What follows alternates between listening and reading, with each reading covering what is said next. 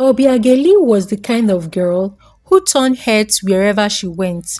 Her skin was smooth and radiant, her eyes sparkled like morning dew, and her smile could brighten the darkest of days. From her teenage years, she had been admired by boys in her school and praised by neighbors who often told her mother, "Your daughter is too fine." But behind the beauty was a secret only her closely knitted family knew. Obiageli was untidy, not the kind of untidy that left a book on the bed or forgot to sweep once in a while. No, Obiageli was deeply, carelessly, and stubbornly dirty. Her clothes often piled up in corners, some worn and some untouched for weeks. Used plates could sit under her bed for days, covered in dust, and the scent of dried oil or forgotten plates smelled in her room daily. Her mother was a strict woman who valued cleanliness above all. She tried everything possible to correct her daughter, from shouting and begging to pleading and even crying. Nothing seemed to work. Obiageli, clean your room now. Wash those plates. You want us to start having a party here? She would scream. But Obiageli never listened. Her younger brother Ifi was the opposite. At just 13, he was already more responsible than his older sister. He enjoyed cleaning, organizing things, and helping around the house. Obiageli took advantage of that. She would call him sometimes from the bedroom and say, "Ify, please help me soak my school uniform. Oh, please add that black underwear to it, you hear?" Good boy. Ify never complained. He loved helping his sister, especially since it made his mother very happy. Neighbors noticed the difference between the two siblings. "This your son will make a good husband though," they would say to their mother.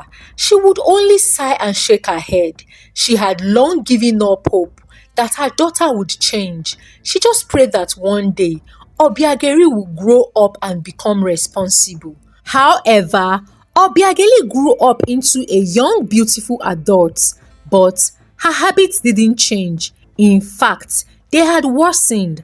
Now 24, she worked in a boutique where she sold expensive clothes and accessories. Her sense of fashion was top-notch. Her boss always praised her for attracting customers, especially the male ones. Obiageli knew how to dress well and smell good.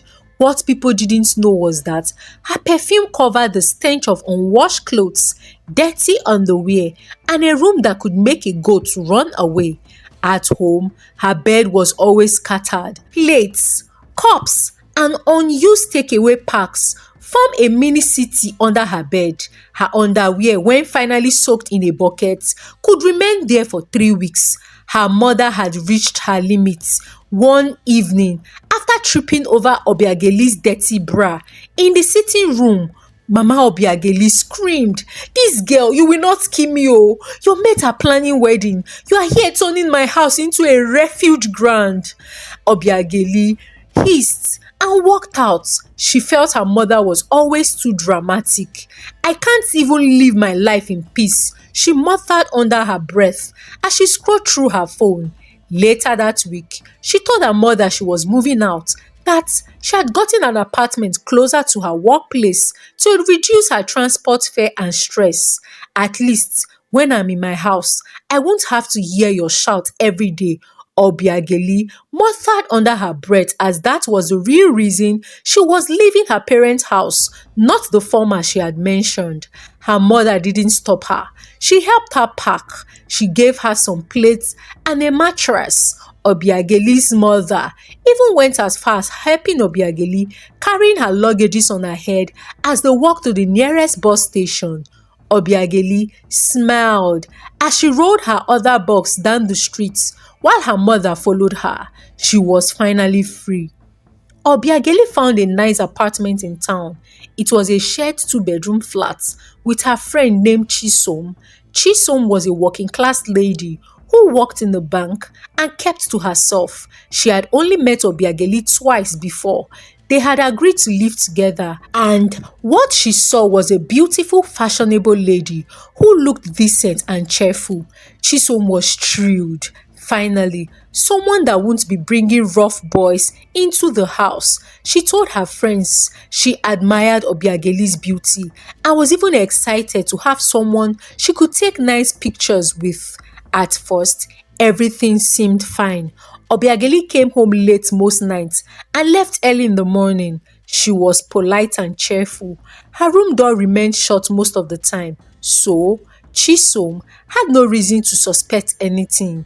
The first sign came when Chisom noticed the bathroom was always messy after Obiageli used it. Hair scattered on the floor, water all over, and used parts left uncovered in the bin. Chisom sighed. Maybe she was rushing to work, she told herself. Then came the dishes. Obiageli would eat and leave plates in the sink for days. Sometimes she would stack a new ones on top of the old ones and still not wash them. Chiso began to get irritated. Despite the mess at home, Obiageli remained the star outside. Every time she and Chisom went out together, people complimented Obiageli. Men approached her, offered her rights, paid for their food, and even gave her money. Chisom began to feel uncomfortable. How could someone so dirty at home appear so perfect outside? One Saturday, Chisom stayed home and noticed Obiageli didn't leave her room until noon.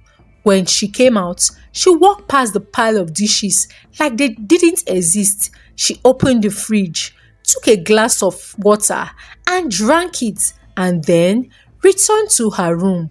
Not a single attempt to clean.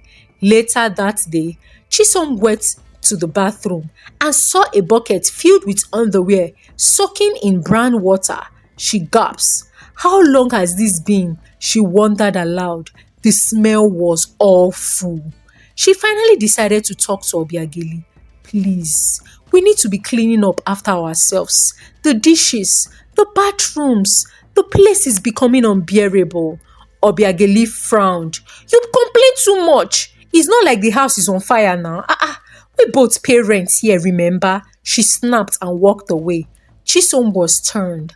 She had no words. She just turned and walked back to her room.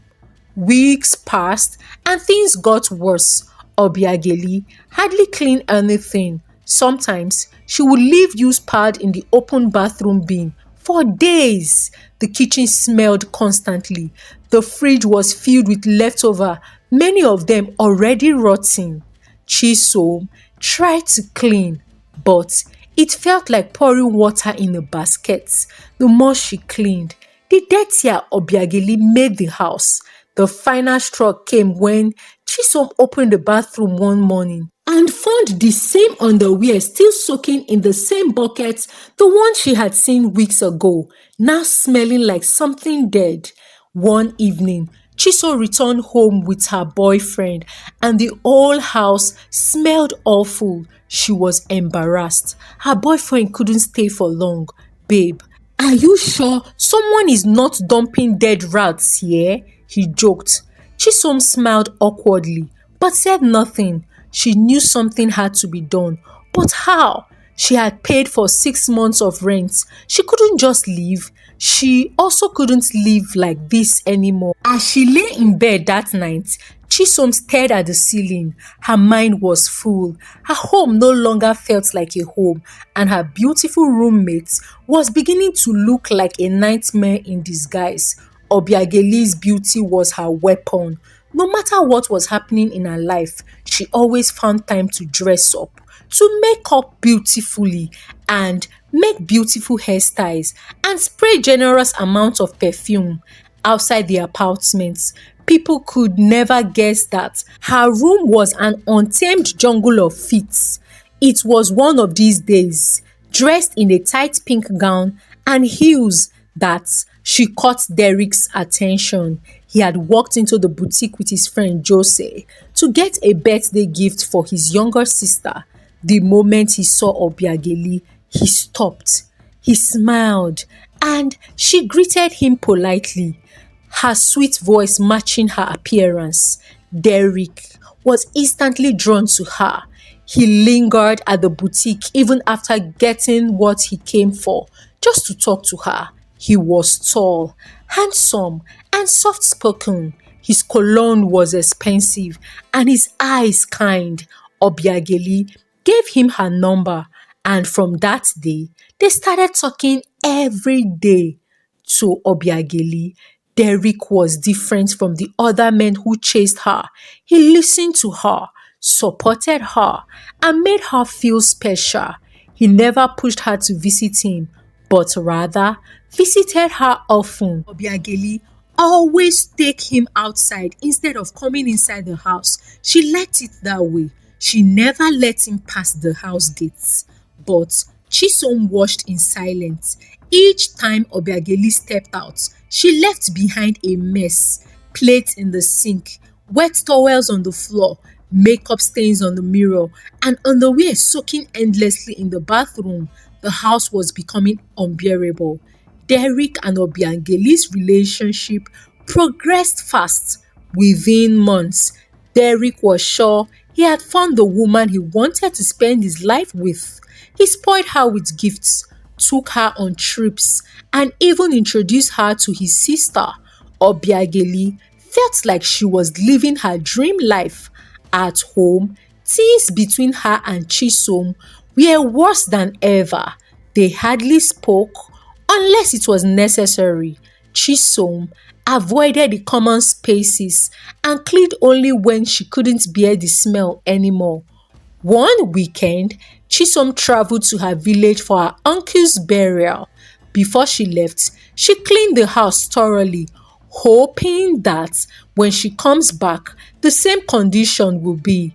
But she forgot who she was living with. 3 days into her trip, Chisum called Obiageli. Please, remember to take out the trash. Oh. The waste people won't collect it if it's too full. Obiageli replied casually, nonchalant, okay, I will, no wahala. She never did. By the time Chisum returned after 3 weeks, the entire apartment had transformed into something from a horror movie. The kitchen sink was filled with plates covered in mud. The trash bin was overflowing.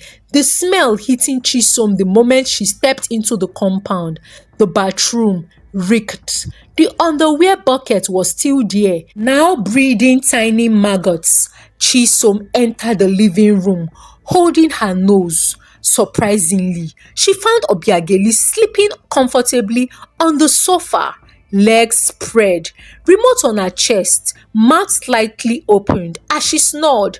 Chisum could no longer hold it. She dropped her bag and marched straight to the bathroom. Using a stick, she lifted the bucket of soaked underwear and dirty pads, struggling not to gag. She stormed into the living room.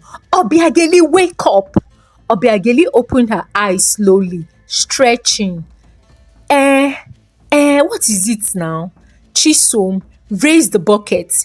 This is what I meant in my house. You said you've been busy, right? But you have time to sleep and slay up and down in town. You left this fifth year for weeks.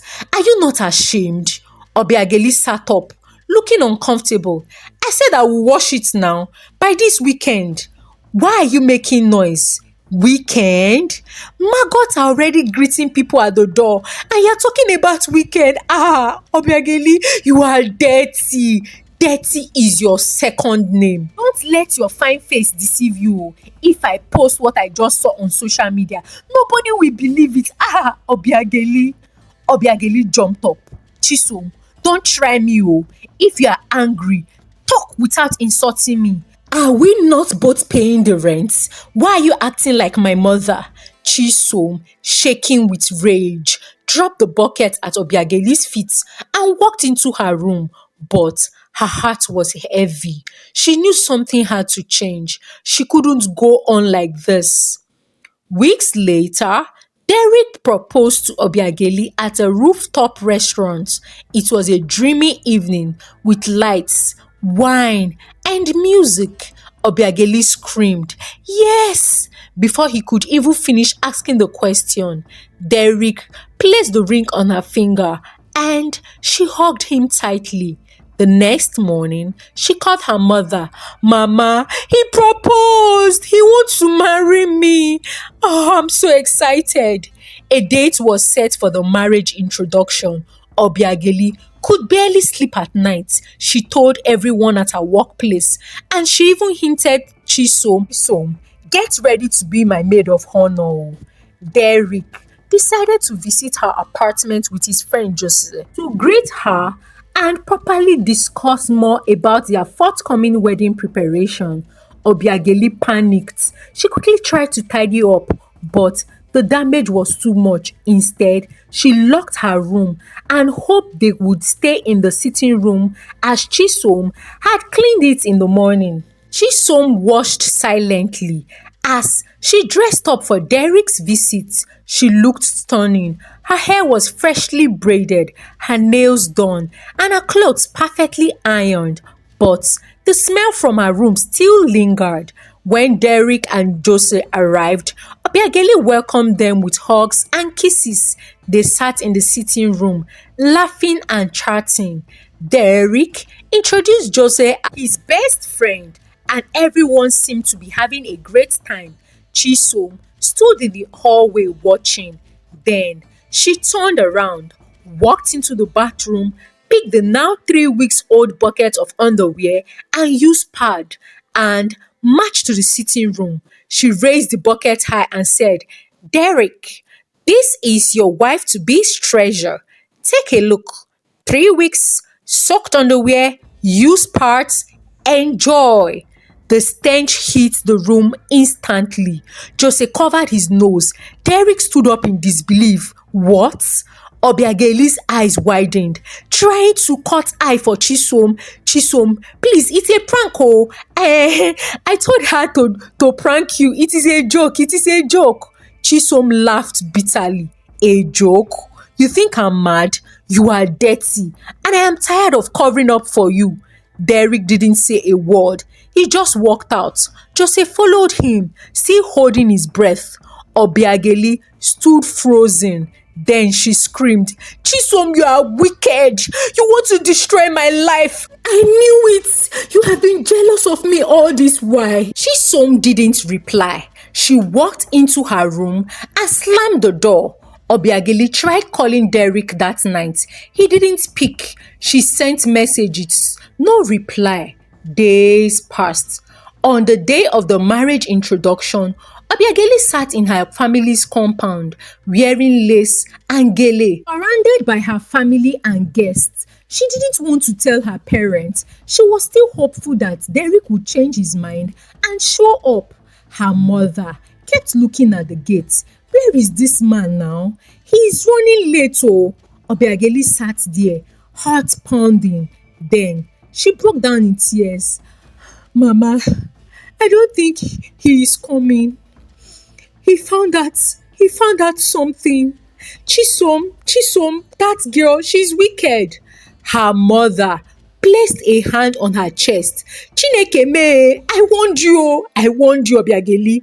As the guests left one by one, Obiageli sat on the bench, face wet with tears. Her beauty had deceived everyone, but not forever. After the embarrassment at the introduction ceremony, Obiageli went back to her apartment, avoided everyone. She couldn't go to work for a few days. She stayed locked up in her room, curtains drawn, lights off, and phone switched off. The neighbors noticed her absence. Her friends called her repeatedly, but she didn't answer. Her mother called too, but Obiageli didn't have the courage to pick up. She felt humiliated. Her dreamed man had walked away because of her careless habits, and Chisum had played a huge part in that downfall. She was enraged. Chisum, on the other hand, also kept to herself. She didn't feel happy about what had happened, but she didn't plan to destroy Obiageli's life. But she had reached her breaking point. it wasn't just about the filth, it was about the lack of respect and responsibility. For days, the house remained silent. No music, no TV, no laughter, just silence and the weight of the regrets that filled the air. Mama Obiageli couldn't bear the silence any longer. One Saturday morning, she boarded a bus to the city and headed straight for her daughter's apartment. When she knocked, there was no answer. She knocked harder. Obiageli, open this door. It's your mother. Slowly, the door creaked open. Obiageli stood there, looking pale and tired. Her hair was unkempt, her wrapper loosely tied, and her eyes swollen from crying. Obiageli burst into tears. Mama, Chisum embarrassed me. She exposed me in front of Derek. I tried to change. I just don't know what happened. Biageli's mother shook her head slowly. I warned you.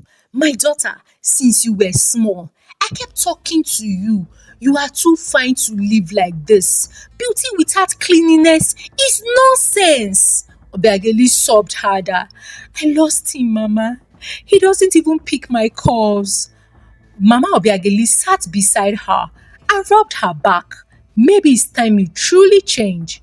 That night, after her mother had gone back, Obiageli sat quietly on her bed and thought about her life, all the men who chased her, all the attention she received, yet she had nothing to show for it. She stood up, walked into the bathroom and looked around. The bucket was gone. Chisum had thrown it out after the incident. She opened her wardrobe and realized most of her clothes were scattered, some stained and some smelling awful. She took a deep breath and started packing the dirty ones into a big basin. She went into the kitchen, washed every plate, cleaned every surface and swept the entire house. Her back ached, but she did it anyway.